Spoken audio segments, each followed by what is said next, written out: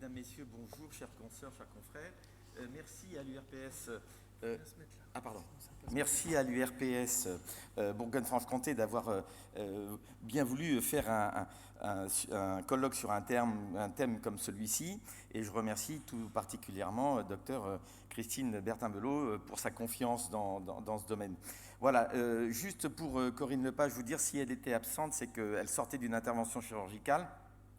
Et c'est moi qui l'ai filmé in extremis vendredi après-midi. C'est pour ça que j'ai pas filmé ça comme un professionnel. Donc je vous prie de bien vouloir m'en excuser. Mais enfin, elle était quand même ce matin parmi nous. Alors on avance. Là, ma problématique, c'est de vous présenter les caractéristiques générales des perturbateurs endocriniens et aussi des pesticides.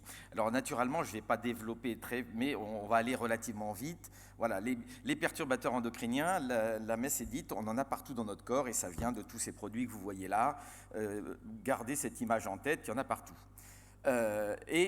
Présence dans la chaîne trophique, vous savez ce que c'est que la chaîne trophique, hein, c'est la concentration des éléments quand on part. J'ai un petit pointeur, c'est possible? Non, on ne pointe pas, non, c'est pas ça. Pour pointer, c'est là, pardon. Mais on peut pointer là, oui? Bon, quand on est ici au niveau des éléments autotrophes, voilà, eh bien, quand il y a des éléments, par exemple, voilà, des xénobiotiques, hein, pesticides, bisphénol, phtalate, et je vous ai pris des perturbateurs endocriniens, ils sont à ce niveau-là, ils vont se concentrer dans les éléments autotrophes et ils vont se concentrer d'étage en étage jusqu'à notre alimentation. Pour les poissons, pour les plantes, exactement, ça se concentre ici. Et in fine, par l'air que l'on respire, eh bien, on respire aussi tous ces produits. Donc, on est un réceptacle manifeste des perturbateurs endocriniens et autres produits chimiques toxiques. Et je présente toujours ce plan de métro de Paris. Pourquoi? Eh bien parce que ça montre la complexité du vivant et qu'on a oublié bien souvent dans nos études.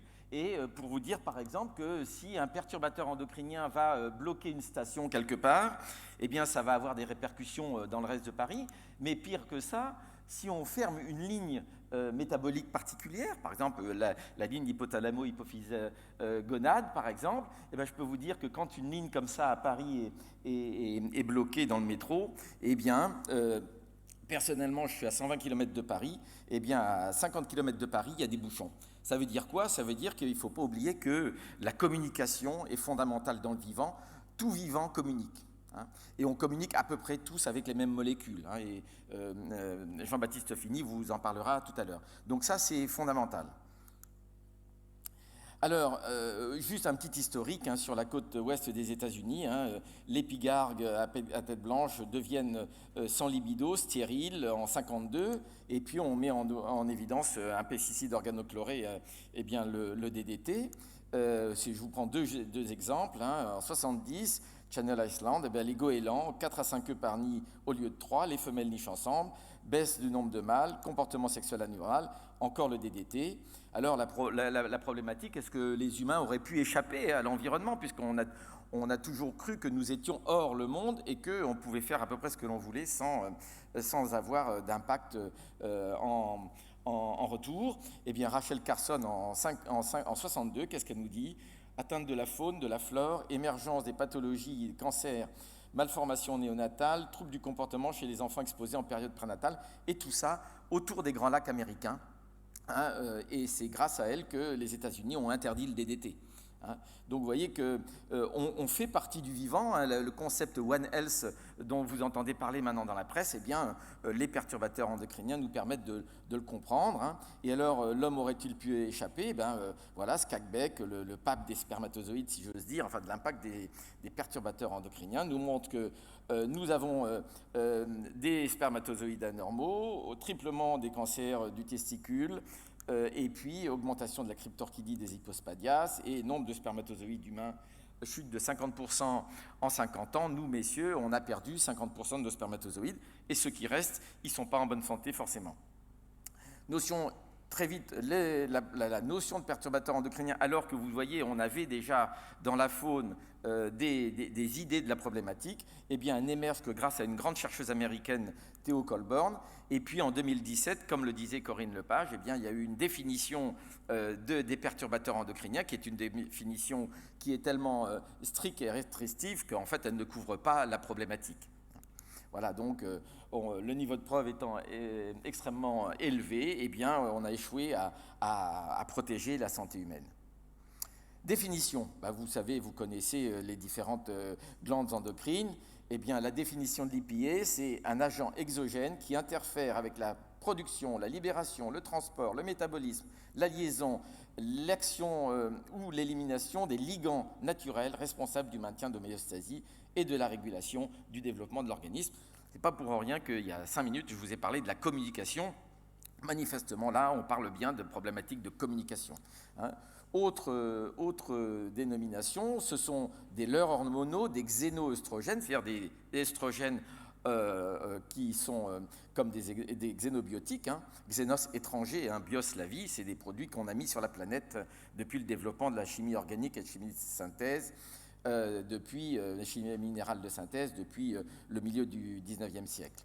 Voilà. Et puis sans oublier le petit dernier, là, le tissu adipeux, parce que depuis les années 2000-2010, eh bien, le tissu adipeux est considéré comme un organe, hormonal. Les effets faible dose, caractéristiques particulières, eh bien, on nous a toujours appris que Paracels, à la Renaissance, plus on prend d'un toxique, plus on est malade. Eh bien, avec les perturbateurs endocriniens, comme vous le voyez là, c'est pas ça. Les faibles doses peuvent être plus toxiques que des fortes doses. C'est ce que vous verrez dans des publications. On vous parle d'effets monotoniques quand c'est proportionnel ou non monotoniques quand c'est en vague, un chapeau comme vous voyez, un chapeau inversé ou une vague.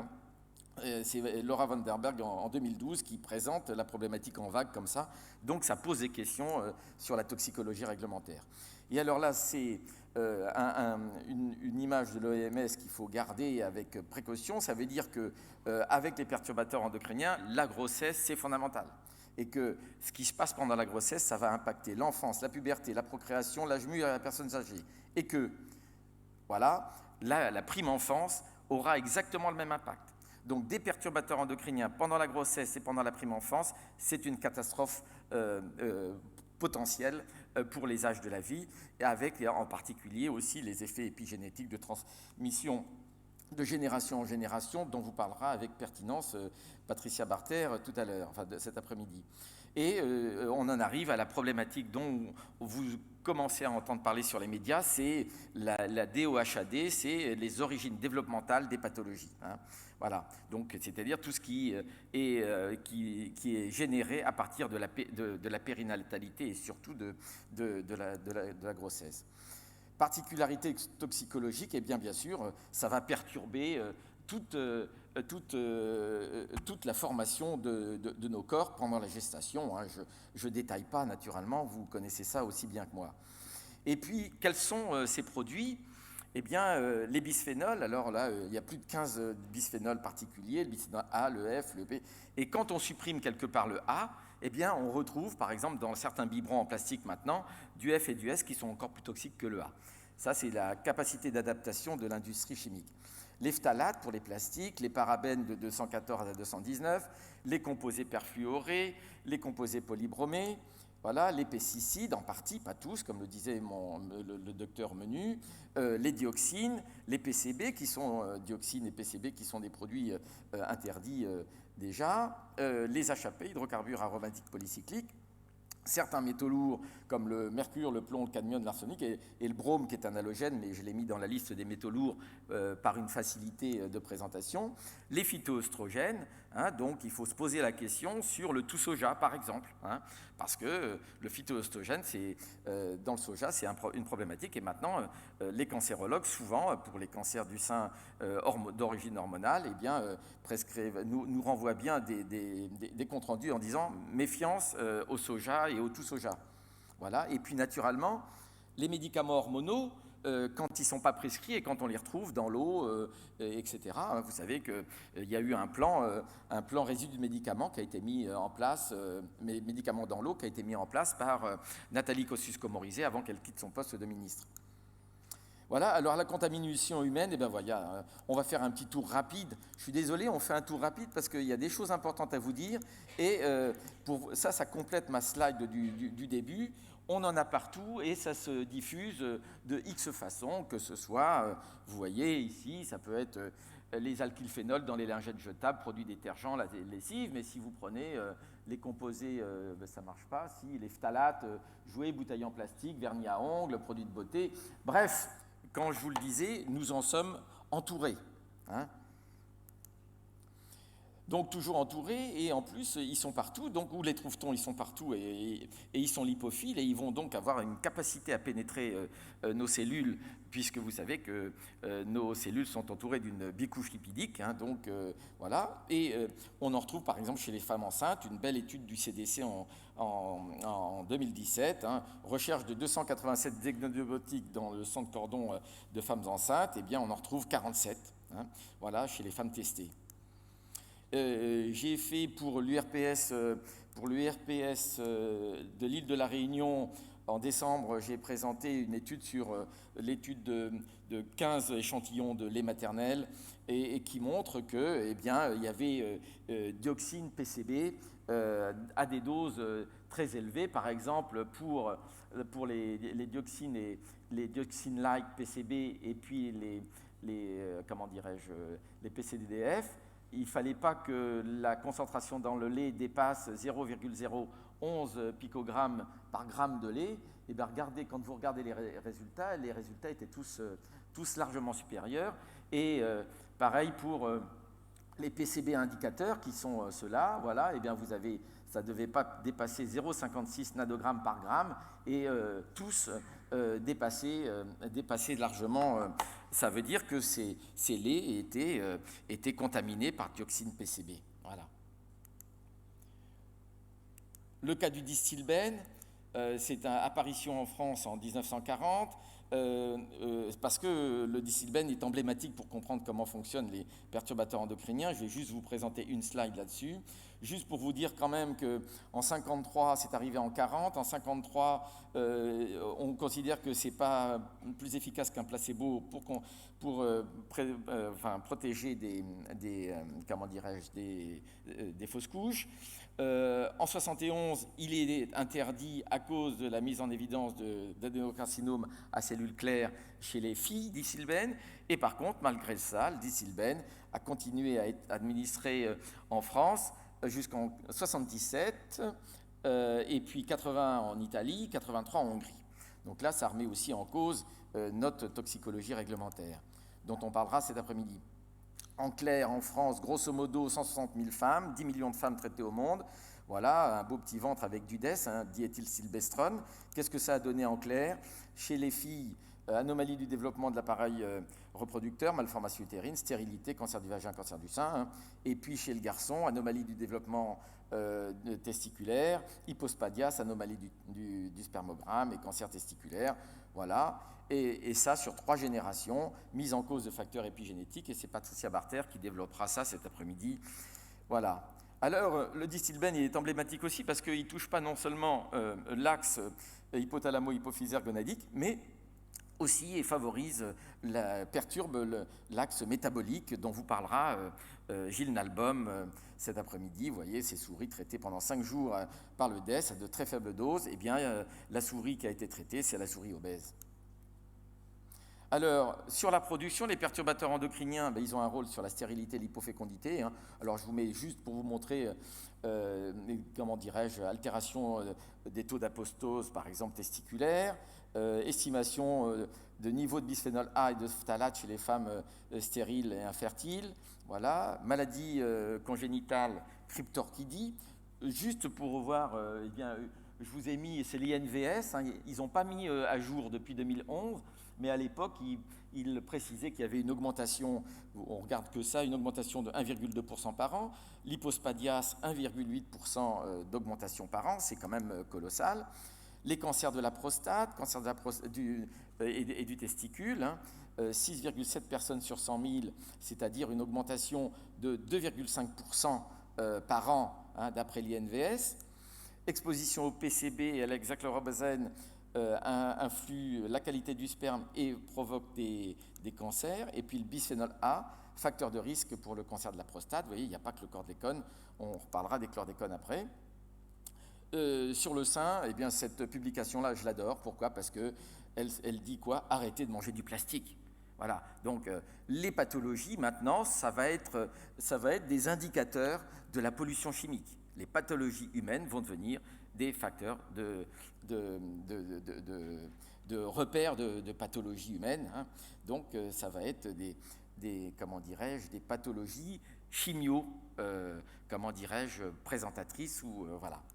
Ce qui est fou. L'exposition au perfluoré, eh bien, entraîne aussi des troubles. Et puis les PCB 138 avec le cancer du sein.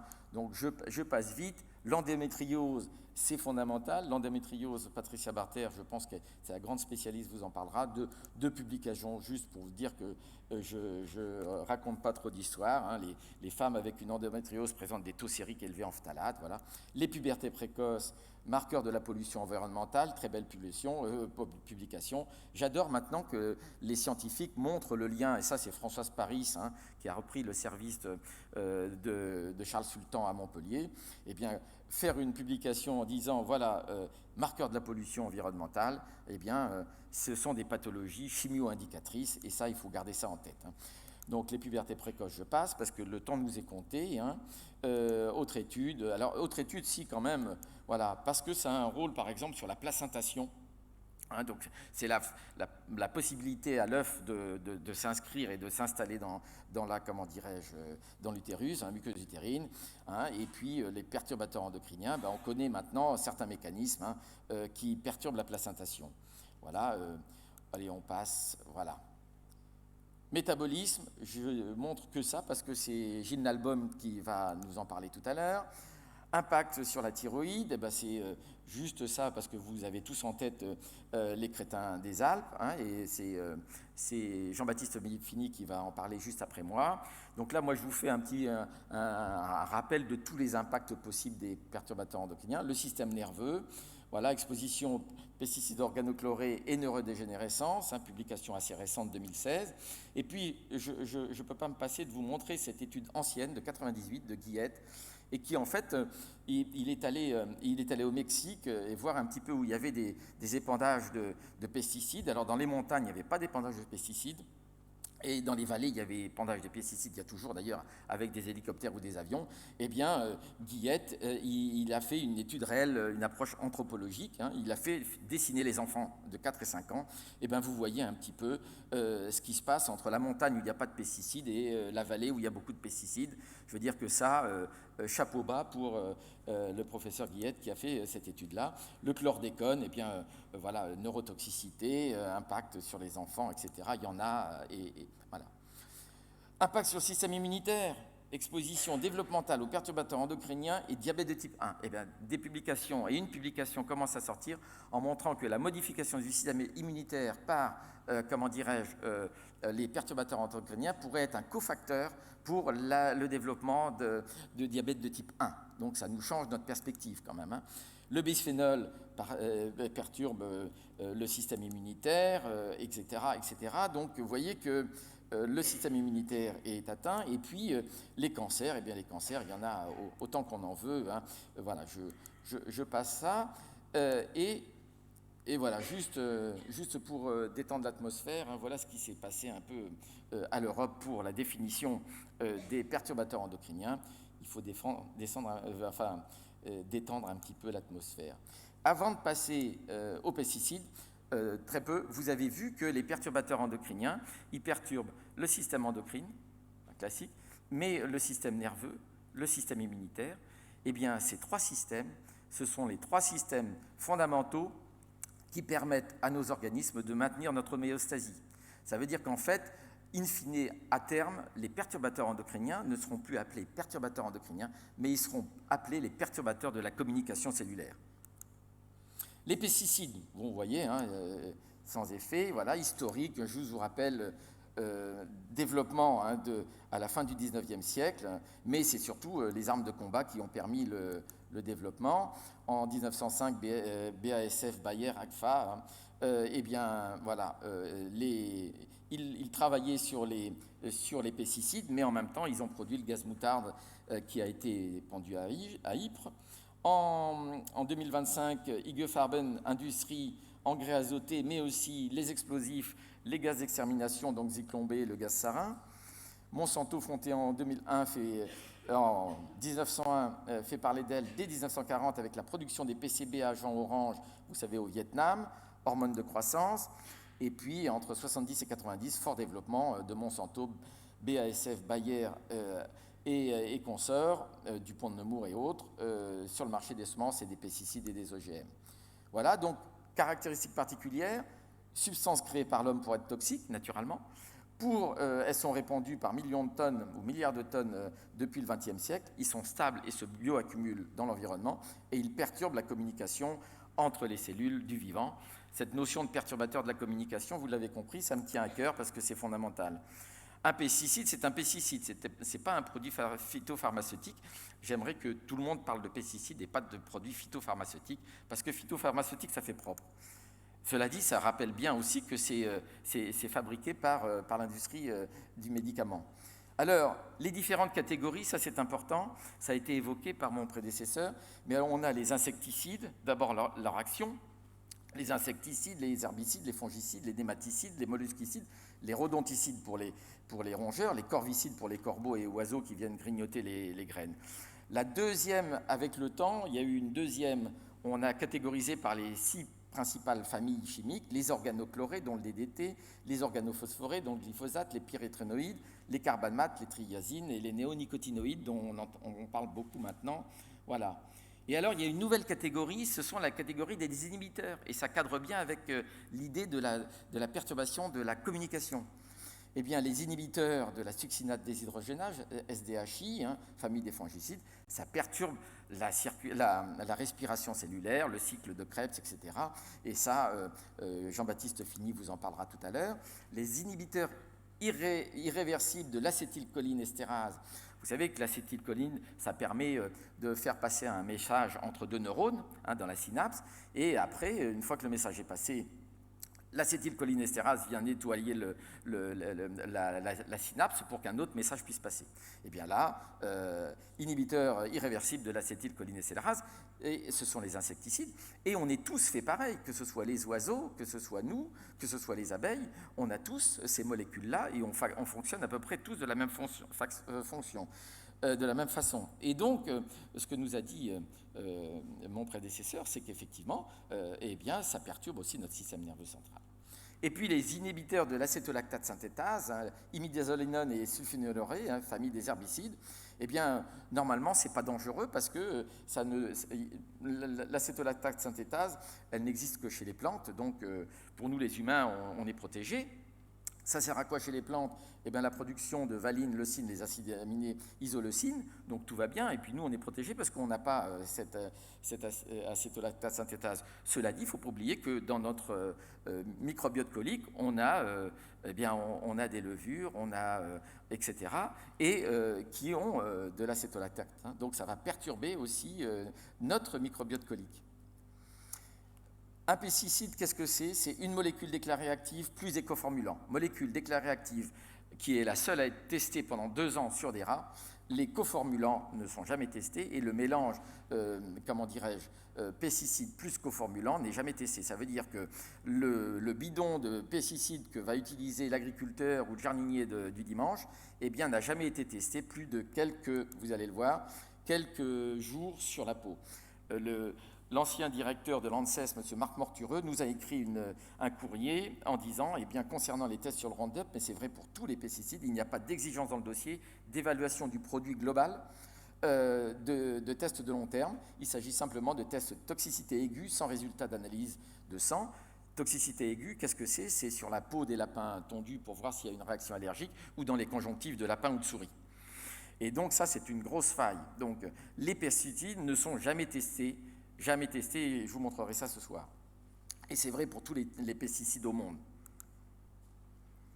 Alors là, pour vous montrer la différence entre le produit Princeps et le produit tel qu'utilisé, là, je vous montre une publication qui sort du CRIGEN là, en 2005, c'est une vieille histoire. Alors la courbe rouge, c'est le glyphosate tout seul, et la courbe jaune, c'est le produit tel qu'utilisé sur la viabilité de cellules humaines. Donc vous voyez la différence, et là, on passe, voilà.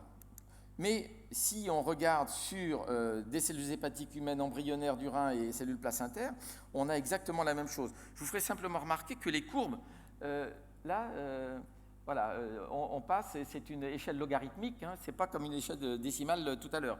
Donc la différence là, elle est colossale. Et donc on sait bien, mais on continue à faire pareil. Pour d'autres exemples, sur les fongicides, par exemple, on a exactement le même type de courbe, entre, en rouge, la molécule déclarée active seule testée et le produit tel qu'utilisé. Et si on regarde pour les insecticides, eh c'est exactement pareil.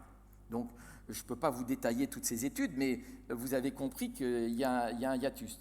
Et donc, je vous rappelle que la toxicologie réglementaire nous dit qu'il n'y a pas d'intérêt de faire les tests à long. Juste pour vous montrer cette slide, pour savoir qui sont les fabricants, Monsanto, DuPont, Syngenta, Bayer, BASF, en fait, ce sont les mêmes qui font nos médicaments. Hein. Et d'ailleurs, voilà, on va acheter Monsanto.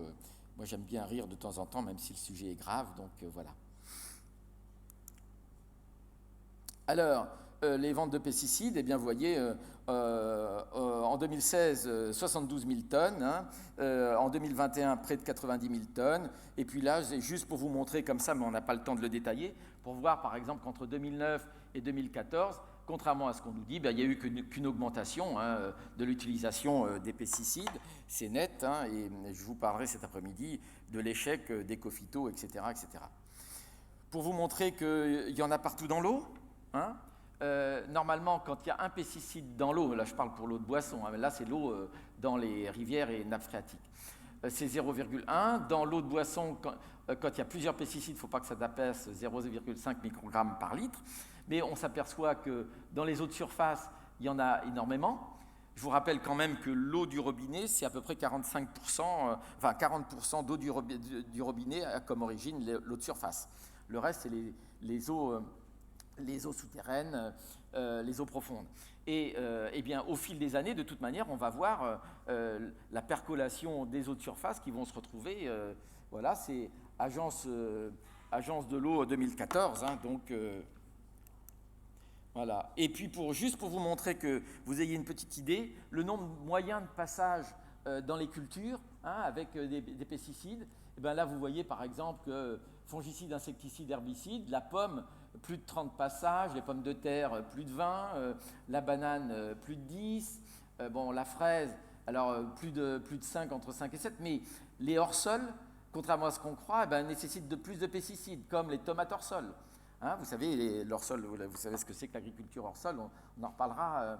Voilà. Donc, c'est pour vous montrer quand même que, eh bien, on pulvérise, quoi. C'est pour ça qu'il y en a tant.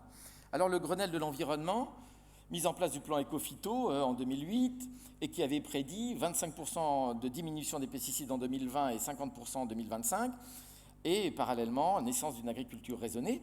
Eh bien, le 7 janvier 2020, le ministre de l'Agriculture nous annonce une augmentation de 24% entre 2017 et 2018.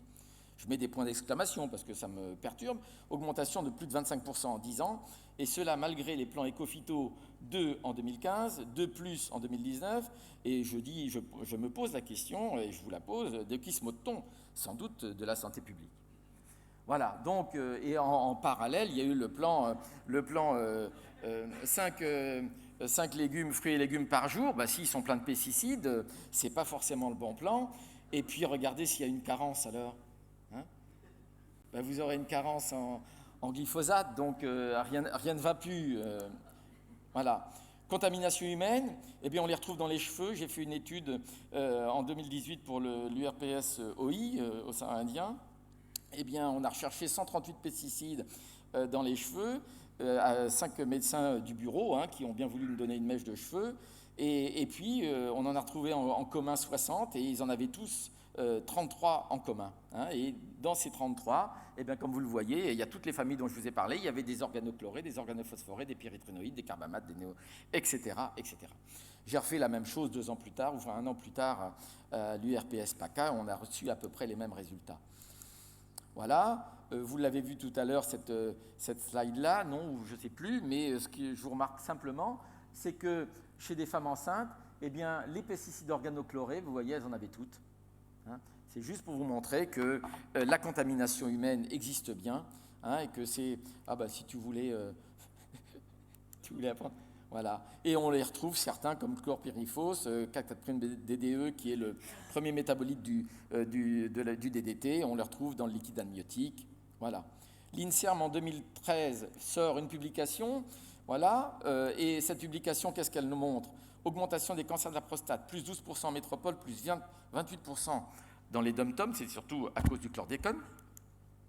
Augmentation des cancers hématopoïétiques, augmentation des cancers des testicules, tumeurs du cerveau, maladie de Hodgkin, augmentation des maladies neurodégénératives, Parkinson, grossesse et développement, augmentation des fausses couches, malformations congénitales, atteinte, et j'en passe et des meilleurs. Voilà. Poids de naissance diminué. Et bon, et certains liens étaient notés, certains liens entre certains pesticides, patati patata, et des atteintes de la fertilité masculine a clairement été établi. 2013, eh bien ça tombe bien puisque ça a été mis à jour pas plus tard qu'en 2021.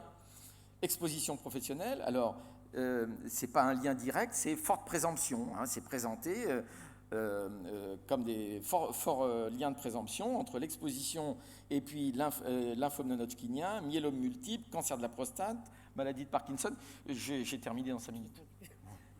Non, c'est vite, j'y vais très vite.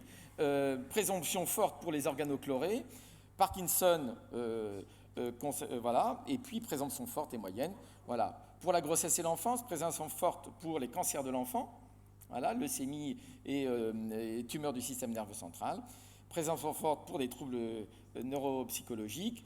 Et puis certaines molécules sont mises en évidence, malathion, glyphosate. Voilà, ben, vous aurez de toute manière voilà, conclusion, omniprésence dans l'environnement, caractéristiques toxicologiques bien particulières, rémanence et bioaccumulation, effet combiné ou effet cocktail, effet différé, effet transgénérationnel, voilà.